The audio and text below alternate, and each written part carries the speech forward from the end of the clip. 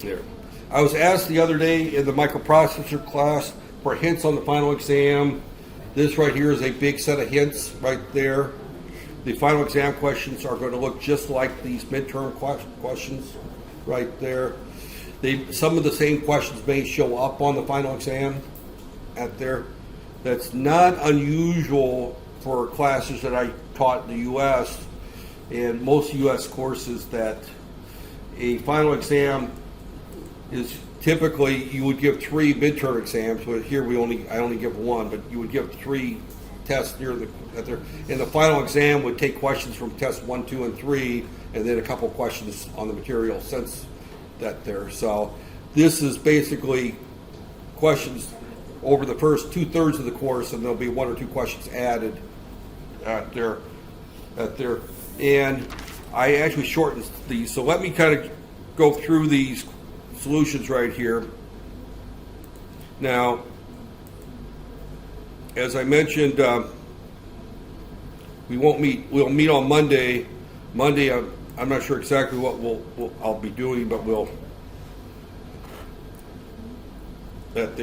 I will record. I'm not sure when I'll get the recording done on the final project. It might even be before this weekend. It may be tomorrow or Friday. I might get that recording done. There. It won't be today because I'm going to try to get the grading done today.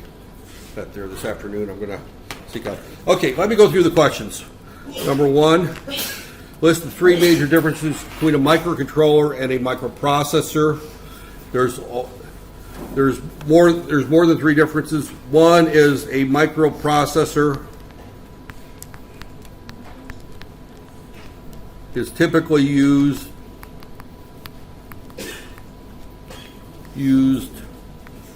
in a general purpose computer system.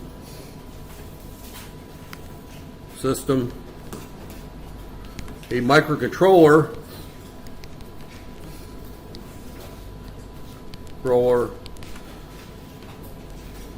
in an embedded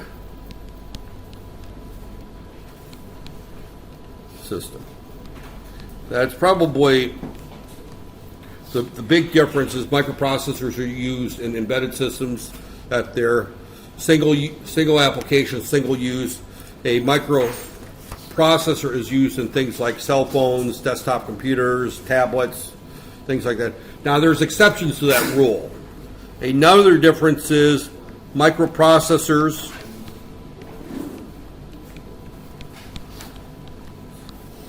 contain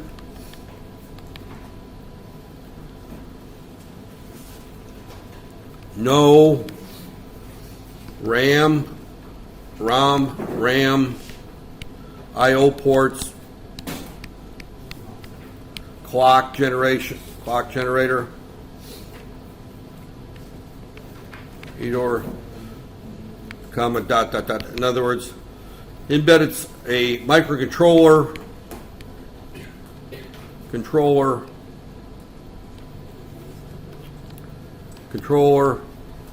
is typically a full system, and I can't spell right today. My brain is not system on a chip right there. So a microcontroller has RAM, ROM, I/O ports, analog digital converters. It's the full system on a chip. A microprocessor just contains the processor. You can word that however you want, but what I'm trying to get across is that if you use a microprocessor, you have to add stuff to it. And the third difference is that most micro P systems have more RAM than ROM. Microcontroller systems, more ROM versus RAM. Yeah, there. Those are the 3 differences that I'm looking for There are other differences. Those are the three that, now if you find another difference you put in there that's at there, but I said list at least three, there's a lot of other differences that there, most microcontrollers use Harvard architecture, microprocessors typically use von Neumann architecture. I really didn't get into the von Neumann and Harvard architecture as much in this class, but I talked a little bit about the fact that microprocessors like the 8086 have one memory space, and our 8051 we have three memory spaces right there. So that's another difference that we could put in there right there. So the three differences. Explain the role of assigning I/O pins on the 8051 processor. The crossbar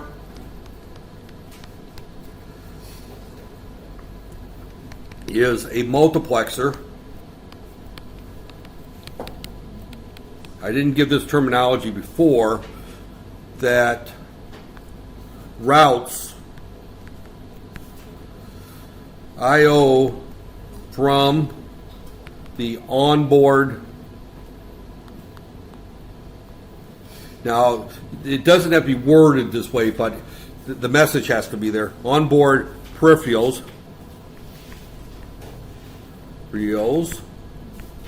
to the I/O pins.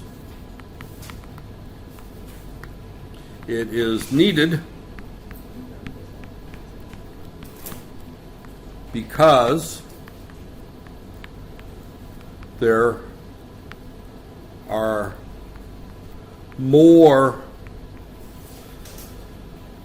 onboard peripherals, I'm just going to use peripherals right there, than I/O pins right there. So it's basically a multiplexer, and you should understand what's meant by a multiplexer.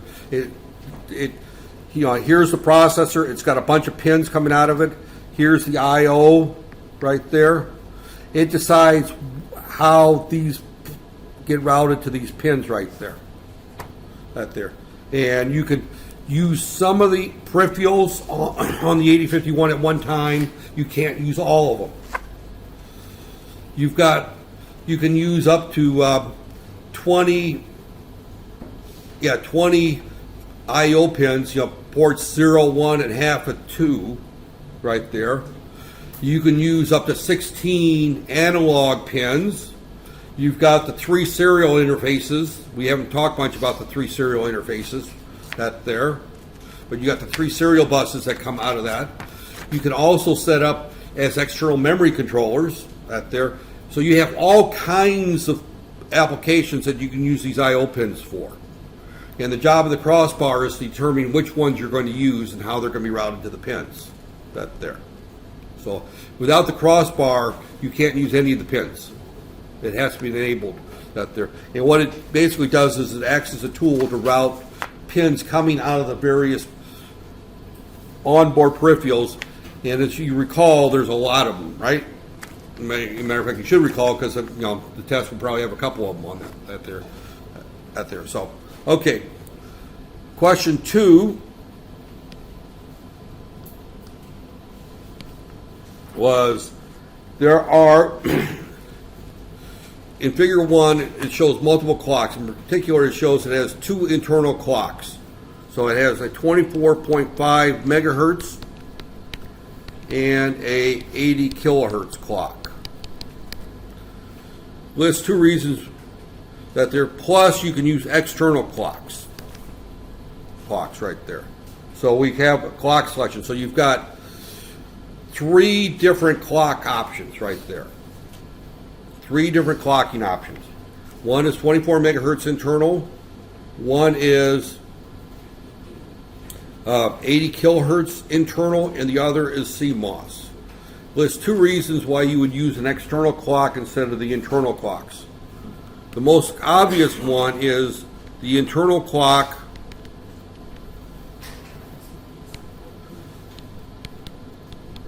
is only accurate to plus minus 20%. right there. That's the number one reason why you would use that there. The other reasons is if you want to use a very low frequency for power consumption.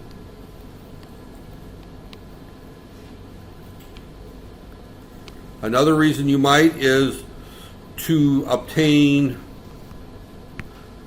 a particular baud rate on the serial ports.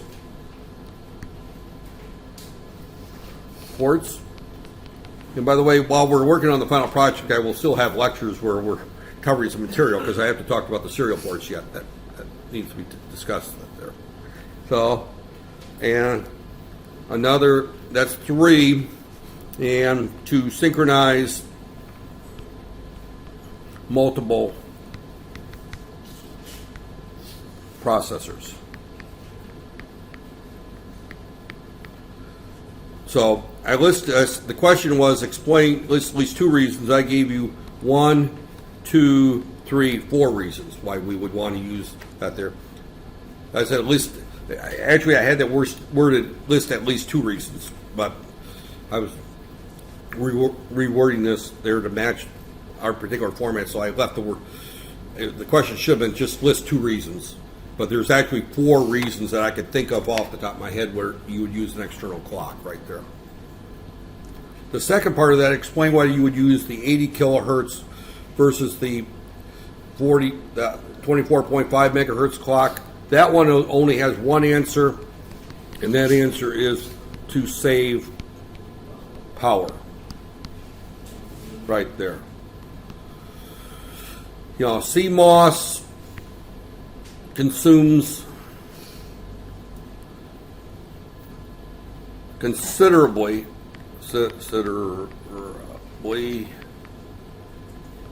more power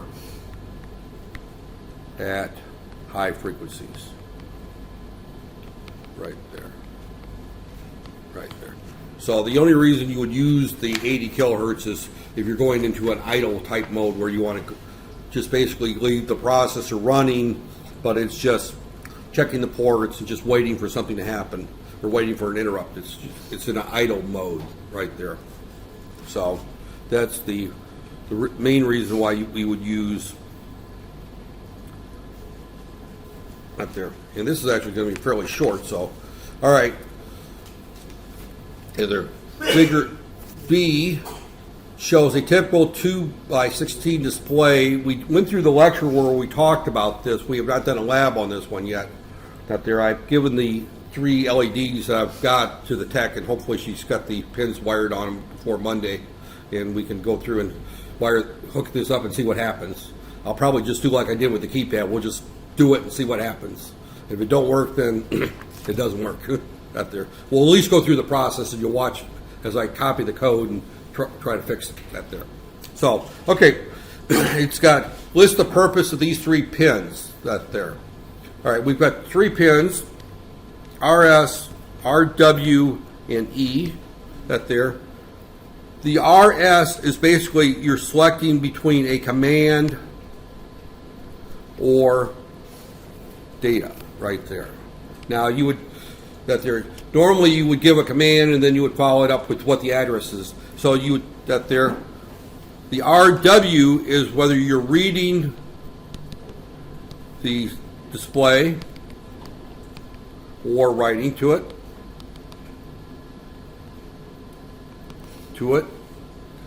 That there. And the third one is the enable.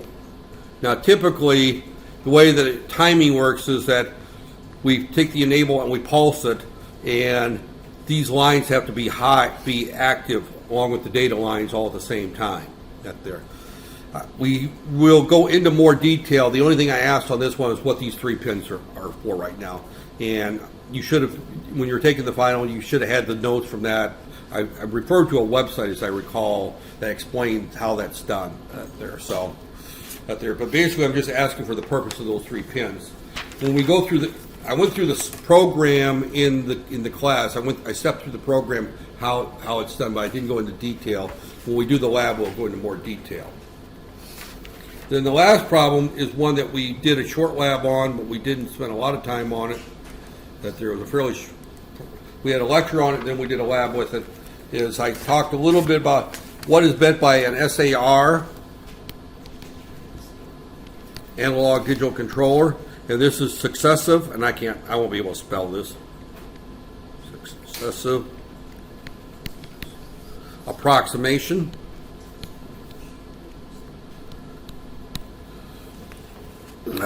Right there. And I just drew a blank on what the R stands for. Right there. Resolution.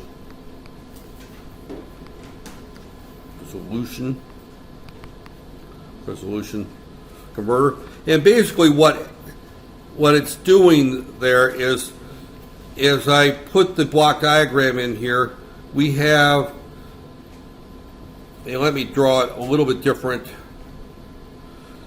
that there we have a counter of some type, or I'm not going to use the word counter, I'm going to just call it the approximator. Approximator, and it's going to output a digital signal that's going to go through a digital to analog converter, and then that goes to a comparator, then this goes to my VN right there. The secret is this thing here will guess. It starts in the middle and goes up and down right there until this output toggles right there. So what it's going to do is narrow down that there. And it doesn't count from 0 to 4095, if we have a 10-bit A to D. It doesn't count from there. It's going to start in the middle. And if it triggers it, then it knows it's in the bottom half. If it doesn't trigger, it knows it's in the top half. And it just keeps guessing until it gets to the right point right there. So this thing guesses does a binary search is the term that we want to use. Binary search for the right voltage right there. And the term binary search, has anybody heard that term before? It might have been in your C programming course if you had that. I doubt if your C programming course, you only have 6-7 weeks of C and then you go into MATLAB. So you don't get into that. What a binary search is if I want to search for, say, a particular, say, IC number in a library right there. And this is kind of a sidetrack that there. But here's my list of IC numbers, and they go from, I'm going to say 000000 to 99999. I don't know the format of an IC number. I don't have an IC right there. In the U.S., I use Social Security numbers for this example. That's your equivalent. But Social Security numbers contain no usable information. Your date of birth is out there. The only thing that's in your Social Security number that's useful is the first 3 digits. Usually indicates what state you initially applied for your Social Security card. That there, U.S. doesn't have an IC like that there in Malaysia. But we have a series of, we can call it bank account numbers. We don't care what it is. But let's say the number I'm looking for is right here. This is the number I'm looking for right there. Well, this list is sorted right there. It's a sorted list. And for a binary search to work, the list has to be sorted right there. And what we do is we look at the middle right there. And then we look at this middle value and we determine, is it high or low? In this particular case, that value is too high. So then I'm going to show it here, that I'm going to look here. Well, it's still too high, so then I'm going to look here. Now it's too low, so it's going to go somewhere in between. And after so many guesses, I'll get to the right number right there. And that's what a successive approximation A to D does, is it keeps guessing until it gets to the right point right there. It's kind of the game. You hold. Between 1 and 20, I've got how many ringgits in my hand. that there, and you want to guess in the fewest numbers. So between 1 and 20, and let's say I have 7 ringgits in my hand, you initially would guess 10, you're too high. So then you would guess 5, you're too low. And so then you would guess 7 or 8 that there. So we'll say you guess 8, and then you would guess 6. You're too low, and then you finally narrow in on 7 right there. But you keep dividing it in half right there. So, and that's much faster than starting at 1 and getting to 7 right there every time. So that there, because on statistically, if you were to analyze going from 1 to 20, it's going to take you 10 guesses on average. It takes n divided by 2. And if you go this route, it's log n times the log of 2 right there. Or the log of 2, n right there. So it's a logarithmic algorithm. We're not getting into complexive algorithms. That's a much more advanced course. But the idea is that we do this excessive approximation guess, and it works very much like a binary search right there. And a binary search does that there. And it's a very common way of searching algorithms for account numbers, social security numbers in the U.S., IC numbers here, because I think the first 2 digits of the IC number, of course, is your birth year. Is that right? What? Of your IC, what's the first 2 digits? Birthday. Yeah, your birthday, but is it year, month, day, or month, day, year? Birthday, and then Yeah, but how is it? Is it year? year and state. So it's 4 digits for the year, or Digit. 4, so 6 digits. so it's year, month, Month and day. day. Okay, and then state Code. state code. Yeah. So state, that's what, 1 or 2 digits? 2 digits. And then 4 digits. Then 4 digits, which is unique. So the first person born in Selangor, it's going to be 0001. Second person will be 002. That's registered, yeah. So because of that, you end up, when you do the binary search, then you're going to be looking at everybody who was born in 2002 first, right there. They're going to be at the top. That there, because you only have 2 digits allocated. Well, most of you were too young to remember the year 2000, but they thought that a lot of the computer systems were going to crash because they only allocated 2 digits for the year. Because typically, if you do the search, you went from 99 to 00. That there, and it threw off all the search algorithms. That there, so that there. I remember going back and rewriting some code that I wrote for Magnavox. I wrote the code back in like 1986, and they called me up in like 1997, 1998, and wanted to know if I'd be willing to come over on contract and patch the code that I wrote 15 years earlier.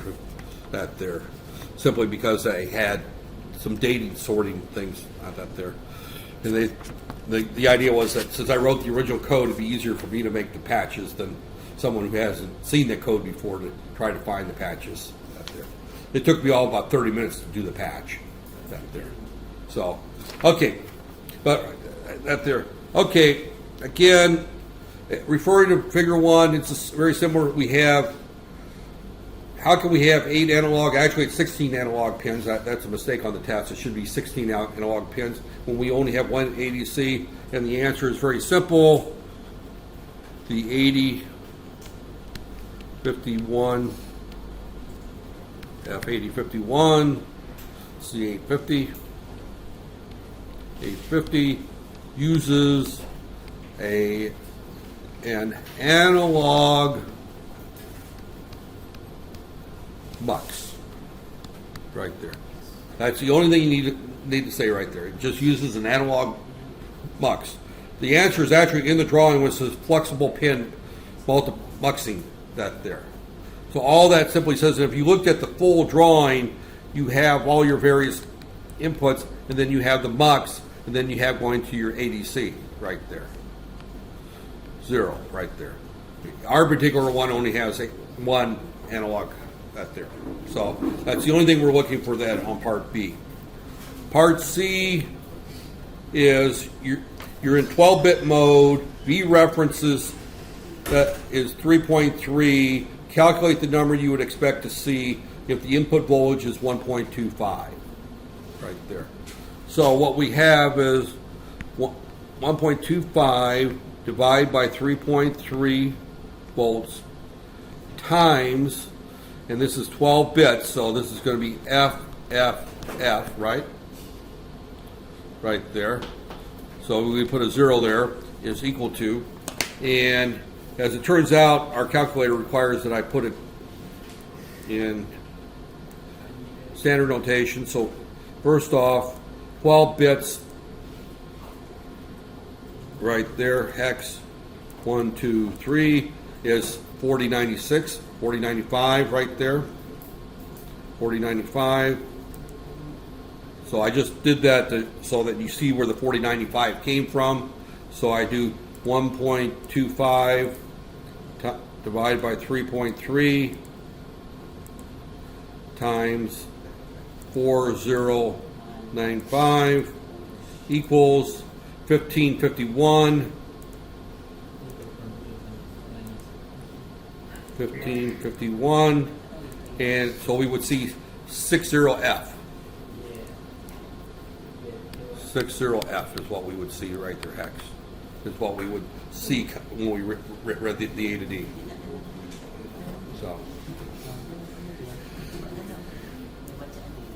So okay, the next one is just a simple one that there is that. Here, all I'm doing is just changing the formula a little bit. We know that the temperature is equal to 40 degrees C. We have a linear temperature system. It gets us 0 degrees at 0 C and gets us 3.3 volts. There's 0 volts right there at 100 degrees C. So we measure 40, so it's actually just going to be 40 over 100 times 3.3. This is actually an easier problem right there. So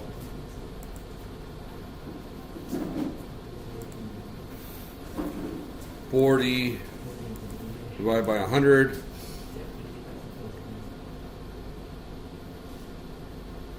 equals times 3.3, so you would get 1.32 volts right there. And then I could take this step one further and I could say what would be the analog output for that right there. Right there. You know what would you read from the D to A? And you would just simply do the same thing, divide by 3.3 equals your 0.4, and then you times 4096 or 4095. Okay, where's my clear entry? 4095, 1631, decimal 1631, and you would get 65F would be the output of your A to D at there. If I didn't ask that in this question, but that's how would be the next thing that I could ask is, I could say what would be the output of the, what number would you read if you read the A to D right there. So actually you do not need to go back and calculate the voltage. If I can say what would be the output, the number I would read if it was 40 degrees, I just used the 40 divided by, or 0.4 times 4095, and I end up with the right answer right there. Because I picked nice easy numbers, 0 and 100. And I picked 40, so it's 0.4 right there. So it's going to be a little bit less than half. But there. Okay, that's essentially what's on. That's the everything there is on this exam. I will honestly say that chances are that that at least half of this is verbatim out of the final exam. Right there. At least half of this are questions that will show up again on the final exam. Right there. So in the final exam, it's going to be 5 questions. You have to answer all 5 this time. That there, and they're worth 20 points each. So if you've got essentially half of the final exam, you've got 25 points guaranteed if you know the answers to this test right there. So that's at least 25% of the final exam is going to come exactly out of this midterm right there. The other 75% is going to be additions to these questions where I remove parts. It's going to be very similar to this, but it's going to be some additional questions on the same topic, and then probably another 40% is going to be on some topics that are not on here that I've either covered since then or I will cover between now and the end of the semester. There will be some questions on the final project on that there. So, okay, I'm going to take a look. I'm going to not stop yet that there. I'm going to take a few more minutes, and I want to kind of review a topic that I know that I covered else before in some classes. I don't know if this group here has had it, but I want to talk a little bit about, this should be part of your course in digital, but I don't know who you had for digital and how well they covered it. But I want to talk about something called a finite state machine. If you did the washing machine project last semester, I probably covered it in that class. So, but I want to talk, just kind of review this concept of finite state machines and that there, and we're going to be looking at this because that's how you're going to do whatever project. Since you did the washing machine, I may do a different one. I got like 6 of those projects that I do, so I got something, but the approach is exactly the same. That there, the approach is exactly the same. They all use finite state machines. That there. And a finite state machine is essentially a way of representing the process in which an embedded system undergoes. That there. The easiest finite state machine we might look at might be an elevator. We have an elevator with 4 floors. G, 1, 2, 3, right there. Now, when I'm on the ground floor, I can stay in the ground floor. In other words, I don't do anything, or I can go to the first floor. When I'm on the first floor, I can go to the ground floor, stay where I'm at, or go to the second floor. Right there. So I have 3 arrows going. On G, I can do 2 things. On 1, I can do 3 things. I could just sit there at 1 forever. You know, somebody hits the elevator button on the ground floor, they go to the first floor, nobody's in the building, it's 10 o'clock at night, the building's empty, and the elevator just sits on the first floor until someone... What? Home. Home. It's in home. Well, again, you could put a home function in there. Yeah, in other words, a home function means that after so many minutes, it's going to go to a resting spot. That there, and that's another option for this. That there is, we have a home for the elevator. And as you do more elaborate controls, you would probably put the elevator on the ground floor simply because it puts less stress on the cables and everything. That there. So it's normally you park the elevator on the ground floor, but you might leave it on the first floor for 10 minutes, and that would be one of the criteria to go down. Right there. So that there. So and then from 2, once we get to 2, we can either stay in 2, we can go back to 1, or we can go up to 3. In 3, we can only go down to 2 or stay in 3. Those are our options right there. So, and this is called a state bubble diagram right there. You know, we can look at the same thing with a stoplight right there. And I use stoplights a lot right there. Look for a stoplight possibly on a final exam question dealing with this right there.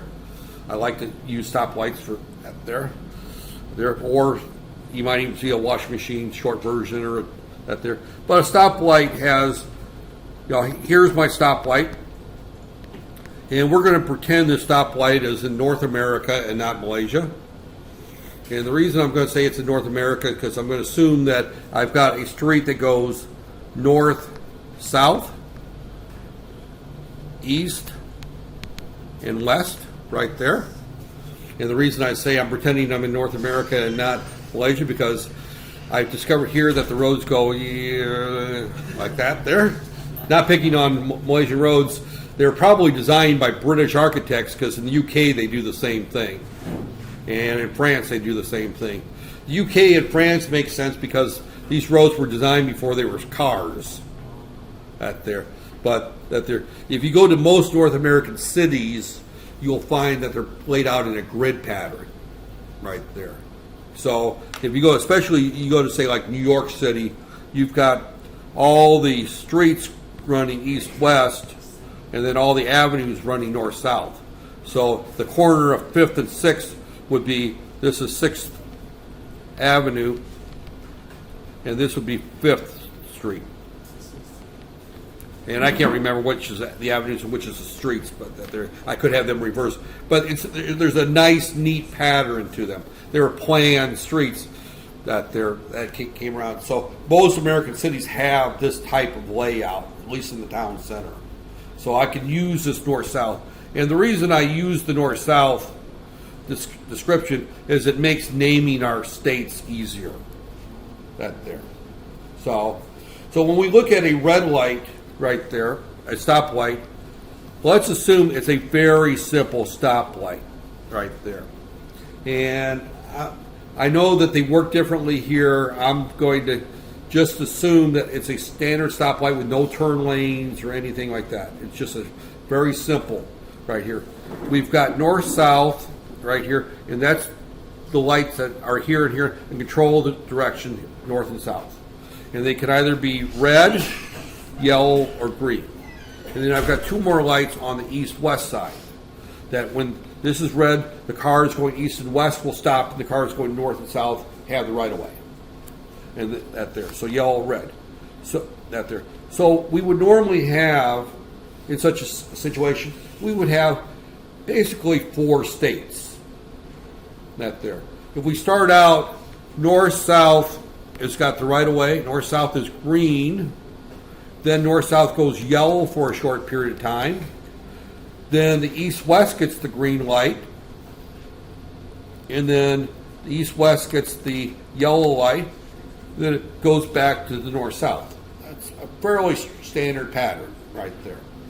And that, as long as you don't have turn lanes, it works the same worldwide. As soon as you put turn lanes in, then things get different. Because Malaysia, when you got a green light, you can also turn right against traffic. There. In the U.S., a green light means that you have to wait if you want to turn until there's an opening.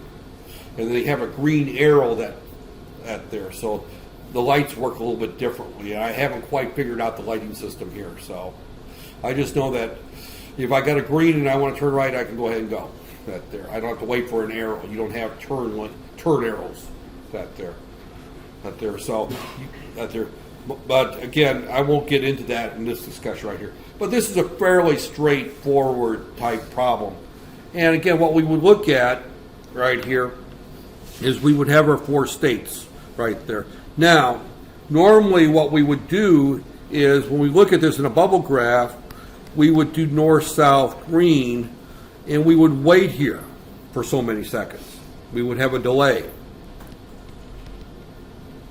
right there. At the end of our delay, we would then go to delay equals 1. In other words, we finished. This is delay equals 0. We finished. We then go to north, south, yellow, and we have another delay. And these delays can be separate times right there. So that there. And then we go on right here. We have our delay. We go on. We have, this is our east-west green. And this is our east-west yellow, and then we go back to here. Now, how will we code this? Now, I don't have C code in front of me, so my syntax is probably going to be wrong. So when I go through this next 10-minute discussion here, 5-minute program discussion, I'm giving you the algorithm, not the code. So if you try typing this in, it's not going to be 100% right. But what we're going to find is if we're going to write our code, first off, we're going to do a type def. A type def means that we're going to list north, south, green, east, west, or let's put them in order. North, south, yellow, east, west, green, east, west, yellow, and we're going to call this states right there. Right there. So we define a type. And then we define a variable of type states called state right there. So what we're doing is we've now declared a variable that can have one of four values. Now when you took C, did you cover enumerated types? Anybody know what I mean by ENUM, enumerated type? Enumerated type is one that there, and I think I have to put the word ENUM there, enumerated, that there, means that you can take on certain values right there. So let me just pull up any website. I can do a quick search on enumerated types and see, and I will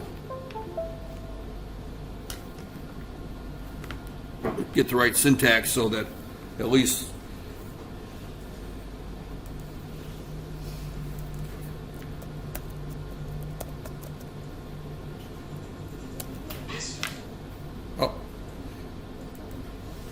right there. This is C. I want to just do it in C. Let's pull right there.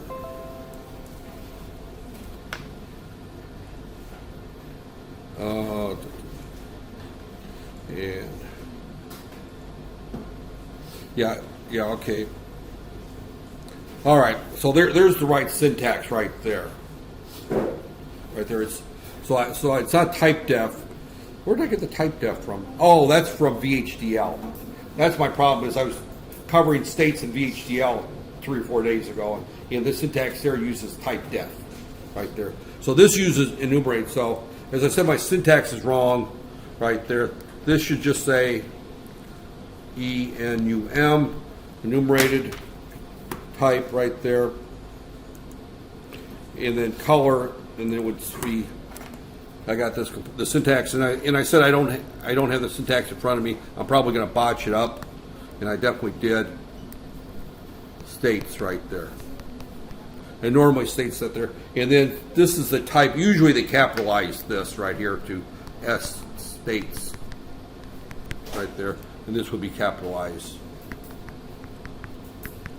right there, states. And I can turn right around here and say equals north, south, green as the reset state right there. So that would start my state machine right there.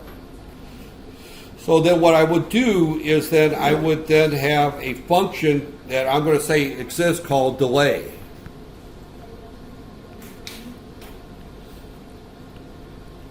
And I'll pass an end second right there. Right there. This is a function declaration. I'm not going to go into how we would write that. It could just be a series of for next loops that could be relying on the counter. But it's a function that we would write that just does delay. So I'm looking at the top level here. Right there. So we're going to then use what's called a switch then state right there. Right there, command. And let me just pull up the syntax for that, because so far I'm batting 0 for 0 on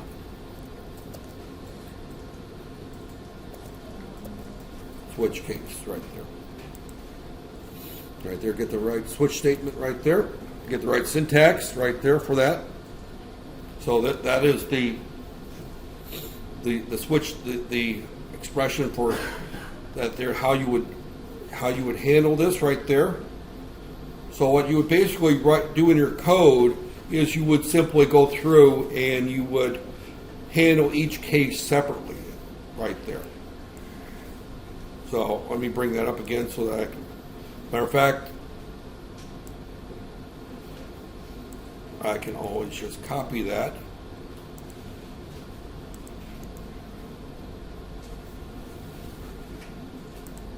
Right there.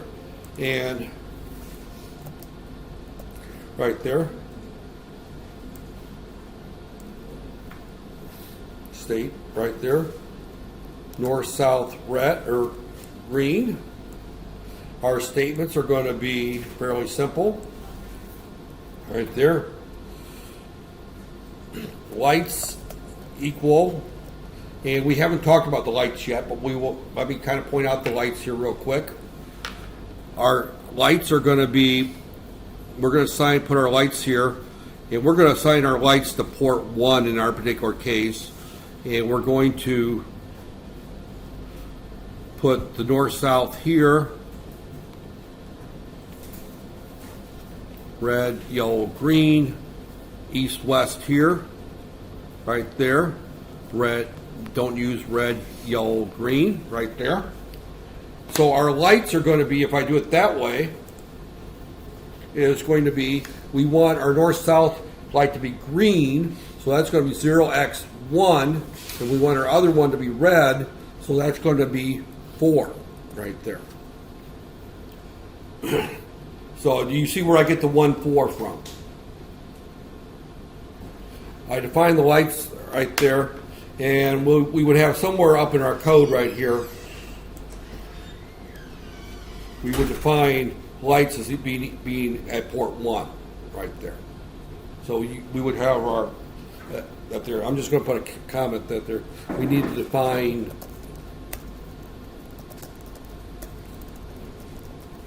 lights,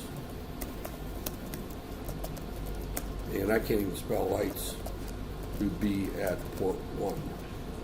Or I could just simply, here it's just say port 1, right there.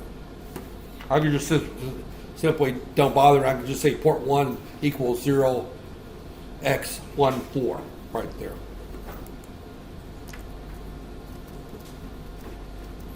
Delay. We'll give this 30 seconds right there. State equals NW, and that's NW. You guys let me do that. That should be NS. North-south, not northwest. NS yellow. We go to our next state right there. And then we do the same thing here. Case NSY.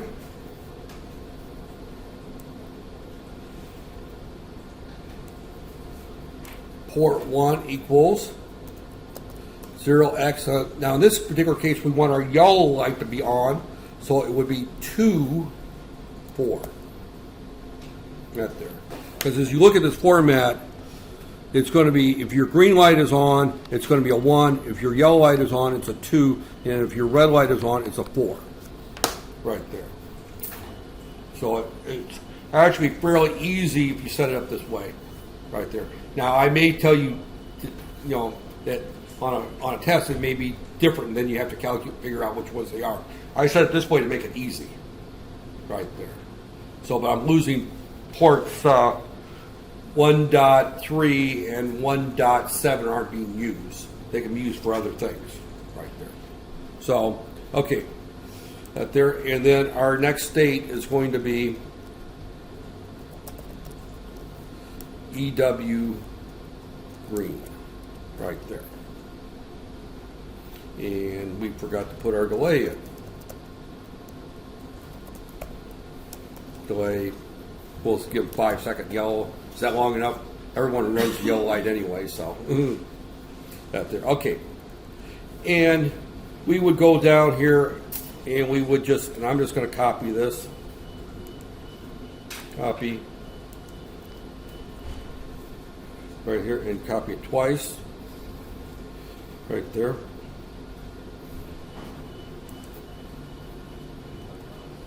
Right there. This case is now going to be east-west green. Right there. East-west green is going to be 0x41. Right there.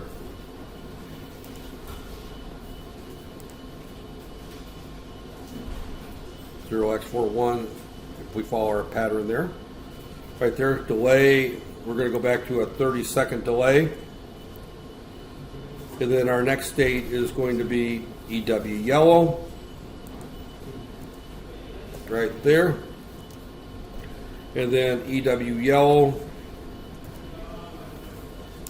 EW yellow. My output is going to be 4, 2. And my next state, we go back to north, south, green. Default, you always want to have a default in a finite state machine. And the reason you always want to have a default in a finite state machine is if the system messes up, you want to have it go back to the reset right there. So in this particular case, we're going to just simply say state is equal to north, south, green, right there. And I'm just going to say P1 is equal to 0x, whatever that one is, 1,4, right there. And we don't need to put a delay in. That's all we need to do because we're going to go straight back to that state right there. So the reason for the default is in case we've got 4 possible states we can go into, but in our particular case, I put, in case the compiler or the processor ends up in some unknown state, we want to have it go to a known state right there. And there should be, okay, that closes the bracket. And this is basically how we do a finite state machine in C right there. Is that we have, for every bubble, we have a case here. And how we handle it. And we put all the code we need to handle that case right there. So this happens to be our next state that we're going to go to. This is what our outputs are for that state. This is our delay, how long we want to hang in that state right there. So, we can look at our elevator and start adding things to that. But this is the basic concept of how we would handle something like a stoplight. We could go through and look at how we would handle something like the washing machine. It would be using the same format.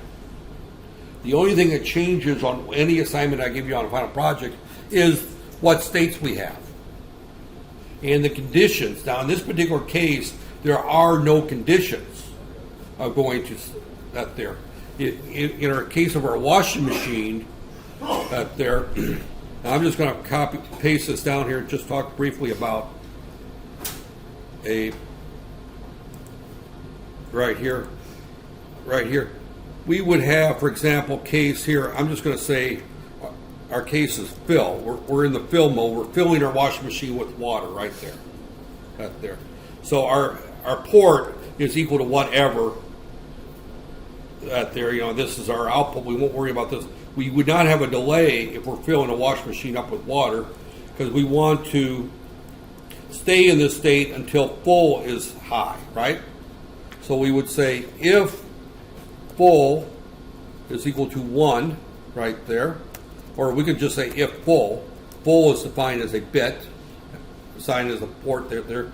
If full, then state is equal to, we'll say wash right there. Our next state is wash, for example. Else state equals fill. We stay in the same state right there. So we would do something like this. Here we're waiting for an input to go high to change states right there.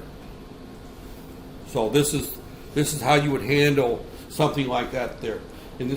So what we've got here is we're going back to the wash machine. Some of you weren't in the class where I talked about it, so let me kind of point out. A wash machine sits and waits for us to hit the start button, and then it fills up with water right there. It opens the fill valve so that the wash machine can fill up with water. It has an input.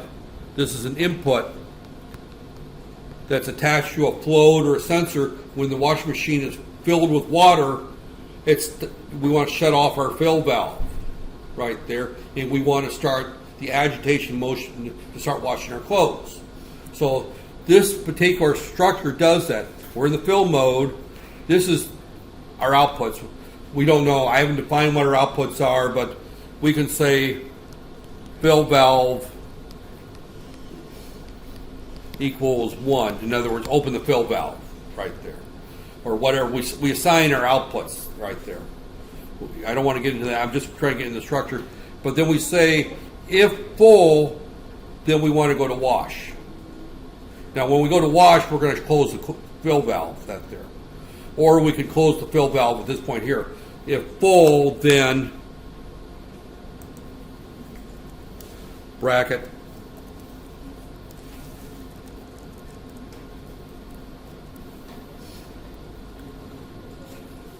P1 equals, and we'll say 0x04, for example.